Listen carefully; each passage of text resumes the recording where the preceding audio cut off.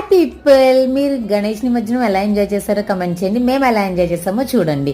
1 minute ఫుల్గా చూపించేసాను మీకు. First మేము ఎలాంటి పొల్యూషన్, అట్మాస్ఫియర్కి హామ్ లేకుండా చేసుకుంటాం. ఫస్ట్ తోపుడు బండి మెయిన్. నెక్స్ట్ వినాయకుడిని చేయడానికి మేము యూజ్ చేసేది పొలం మట్టి. దాంతో పెద్ద వినాయకుడిని తయారు చేసి ఎలాంటి ప్లాస్టిక్ ఆభరణాలు లేకుండా అన్నీ కూడా వెండి ఆభరణాలే యూజ్ చేస్తాము.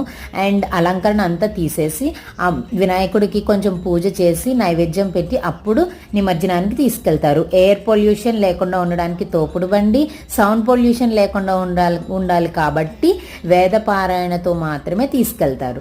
అండ్ ఇక్కడ ఇది జరగడానికి అందరూ అంటే అందరూ పార్టిసిపేట్ చేస్తారు. అందరం వెళ్తాము. అక్కడ చాలా పీస్ఫుల్గా ఉంటుంది. ఆ కొలం దగ్గర వినాయకుడు వచ్చేటప్పటికి కొంతమంది వెళ్ళి అక్కడ సంధ్యావందనం చేసుకుంటూ ఉంటారు. చూడడానికి అయితే చాలా బాగుంటుంది. విసర్జన అయిపోయాక అందరూ ఆ కొలంలో ఆడేస్తారు. పెద్దవాళ్ళు, చిన్నవాళ్ళు, ముసలి ముతక అందరూ ఆడేస్తారు. హ్యాపీగా ఎంజాయ్ చేసి రిటర్న్ అయిపోతాం అనమాట.